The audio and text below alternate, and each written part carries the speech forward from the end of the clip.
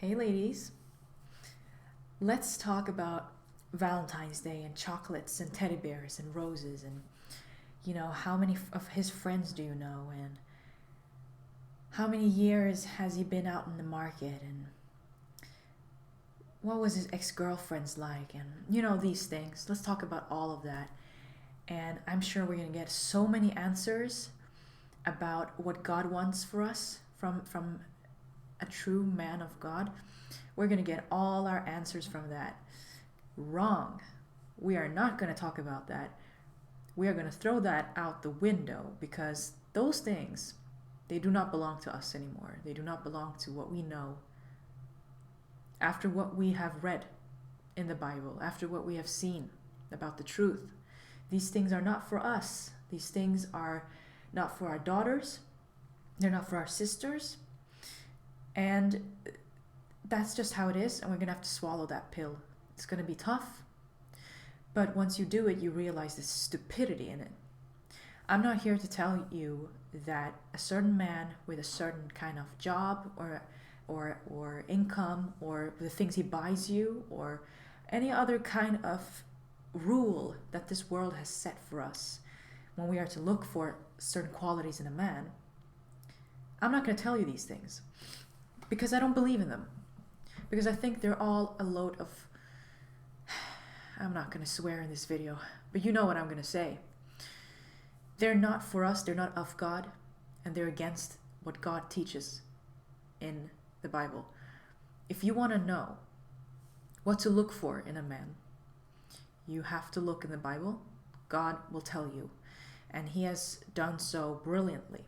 He's given the man and the woman specific roles based on how they are made, and He has assigned them this system, this mutual give and gain system where you give different things, but somehow you complement one another and you complete one another, and you're both equally worth, and you're both supposed to be honored and respected. But what the man gives you is not what you're supposed to give and get, and vice versa. And there's a beauty in this. There's a brilliant wisdom in this that's not of our world, but it's of the wisdom of God, is what I'm trying to say.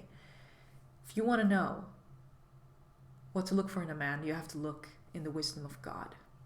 What does God tell you to look for? You'll have your answers right there. Sadly, too many women, even Christian women, still rely on a man's reputation, socioeconomical status, appearance, his past, what it looked like, what kind of feeling he gives you, what he gives you, period. You have to stop with that kind of stuff. It's not of godly nature. If you are an image of God, if you are a follower of Christ, you have to follow God in the sense that in every aspect of your life you have to follow Him, and you do so by applying these rules even in your search for the right man. So please, if you're still watching Sex and the City and all these shows for advice about men, please stop. It's going to ruin your relationship with the Lord. You're going to find the wrong men. And keep in mind that anyone, even non-Christians, can have a long-lasting relationship. And even Christians can have their relationship be torn apart very, very early. So if we're talking about what it will look like in this world, then I can tell you, you're not going to see much of a difference outwardly.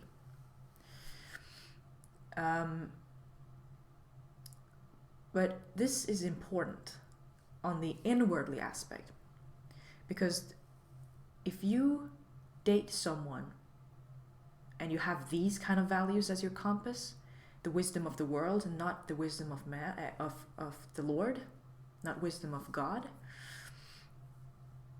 things are going to happen to you inwardly that might not manifest itself and be visible on the outside. But things are going to happen inside you that is going to drive you away from the Lord. It's going to make you less dependent on Him, on God for guidance. And you are going to most likely go against His word. Because you're going to infiltrate that which is supposed to be in accordance to his word with things of this world that does not belong in your life, that will drive you away from God. It will bring you to men who are not of God. And all in all, for your spirit, this is a bad thing. So my advice is, do not rely on the things of this world. Rely on the word of God if you want to know what to look for in a man. And what just, you get my point.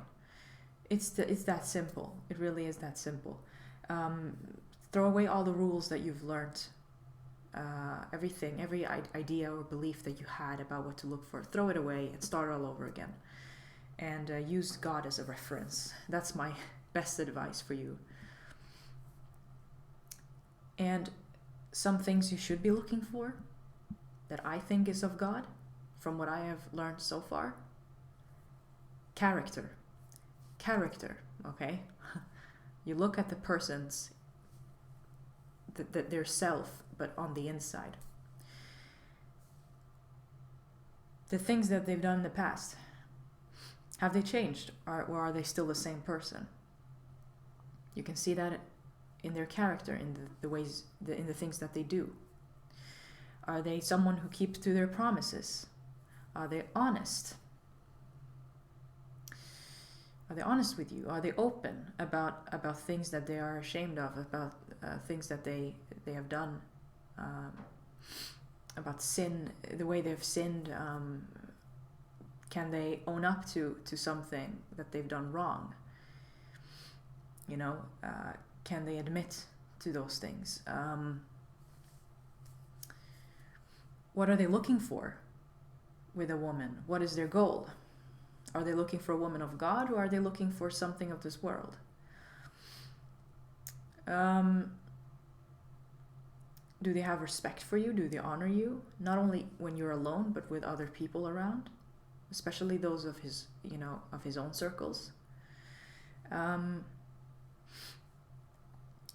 Does he make you lean to God, towards God for advice, for comfort? Does he advise you to turn to God in many matters where he shouldn't be advising you? Does your relationship, is it based on the values of the Bible? Is it based on these things? Is that what holds you together? Or is it of something of the flesh, something of this world? What has he done for you spiritually? Not what kind of gifts he bought you last year. What has he done for you spiritually? Has he helped you become closer to God? Has he strengthened you, strengthened your character? Has he been a part of this?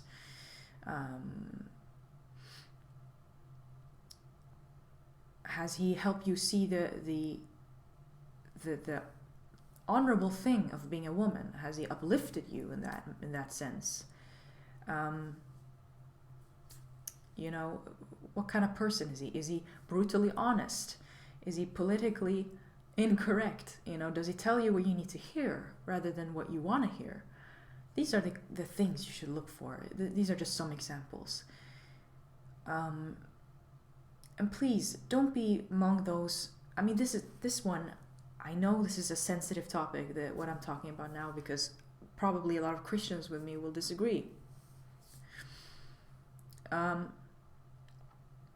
But this is what I think about this.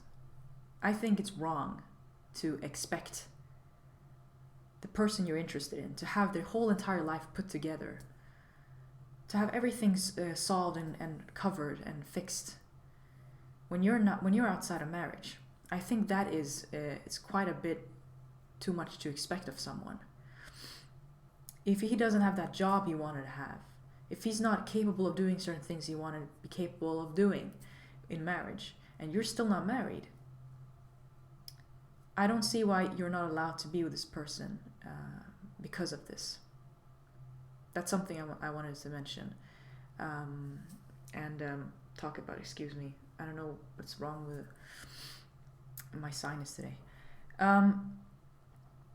So keep these things in mind, and please, if you have any comments on this was just very generally speaking, but if you have any more comments about this, you want to discuss this even further or get more into detail, do so in the comment section. I will get to you as much as I can. But I understand the confusion, the importance of knowing what to look for in a partner, and I know how hard it is to separate that which we've been taught about, that is defined as success or of a high standard or whatever of this world. I know how difficult it is to separate that from what God really wants for us. But if you're targeted on that, if you're focused on that, and you keep turning to the Bible, you will be guided towards the right man for you. I really think so.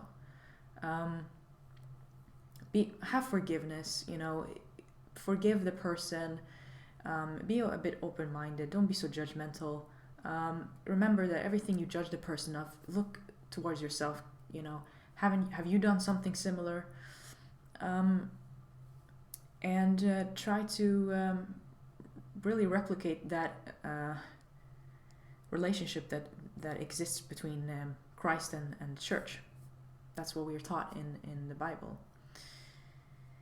If you have that kind of connection between you and that person, I don't see why they wouldn't be of God. I don't see why you wouldn't be able to be with this man and still be with God and still be guided towards God. Whether or not, things go well for you in this world, based on the standards of this world, I don't see why that wouldn't be possible. I also received this question about, is it important if this person you're interested in, if they're Muslim or not? Yes, it's very, very important. It's important because the Bible, you know yourself that the Bible is for you a compass. It's your guide in how to approach everything in this world from a godly point of view, from the point of view of your God. You are His image. That's what you are to do. And when you are with someone who is committed and who's faithful to something other than that, you're going to have problems spiritually. You're going to have problems in agreeing with a lot of things that might not be so visible on the outside, but it's going to affect your relationship, and in a negative way. And you can just imagine yourself in what ways, because we think about why the Bible is important for you. What does it help you with in this world, for instance, in your day-to-day problems and trials and the decisions you have to make, or the purpose of your existence even. Think about these things. These are big things. If you're with someone who's supposed to be by your side every single day and is the first person you turn to, for many different reasons, and they misguide you in this aspect, that they won't necessarily lead you to the God of the Bible, you're gonna have some problems with your soul. That's for sure. Regardless of how well you're off in this world financially, you're gonna have problems with your soul, and you have to ask yourself, what is your priority here? Is it to be closer to God? Is it so that your soul may have peace? Is it so that you can enter the kingdom of heaven? Or is it to have this comfortable, wonderful, lavish life in this world? So you really have to kind of weigh in what your priorities are and ask yourself, what is most important for me? For me, the most important thing was freedom, being able to freely express who I was, unconditional love, and of course, God. God was always a priority for me. When I was in a godless relationship, or I was, or even if God was in the relationship, if we weren't held together with the foundations of the Bible, that I see now the major difference and what it's like, it would more easily crumble, and you became very self-centered. It was always about what can I get from the relationship, and it had all these downsides.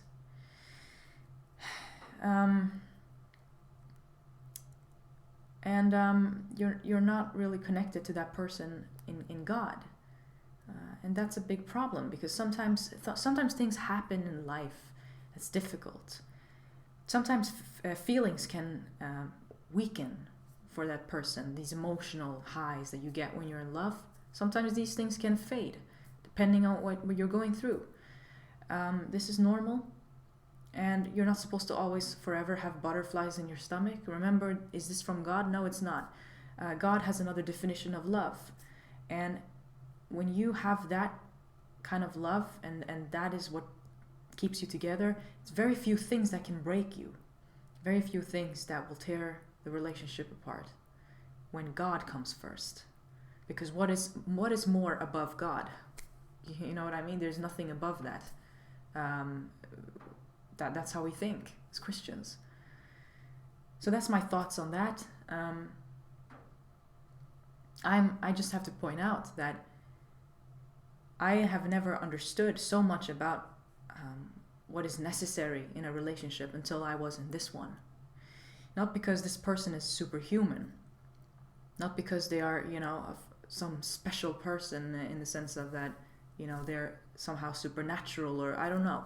Nothing like that. It's just that this is a person who has the Christian values, and who has the values of the real God, whom I believe is the real God, and that actually work. They work not only in good times, but also bad times. And I kind of think that's very important, because relationships have bad times too. And life is, as we learn as Christians, life is difficult. Just because you are Christian, it's difficult. What keeps you together in these times? So, for those of you, I've seen so many comments here and there about asking me if I'm single and whatnot. I'm not single. Clearly you can hear I am in a relationship with someone very, very special to me, someone who actually led me to God. And had I not approached him from a godly point of view, I would have given up on him very, very soon. I would have been, displeased about certain shallow things, and probably would have left this person and wouldn't have been Christian today. That is 100% true. A fact. I would not have been a Christian had I not had a relationship with this person from the outlook, or from the words of God. Then I wouldn't have been Christian, and that's a big deal. So I speak of experience. Everything that is done in accordance with God, I think, is true success. It will give you the spiritual things you're looking for as a follower of Christ. I hope this helped you somehow, gave you some kind of pointer.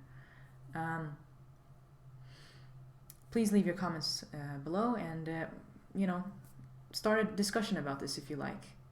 I just feel like as women we've been so misguided, and we've been taught these silly things about what it means to be a woman, the things we demand from men.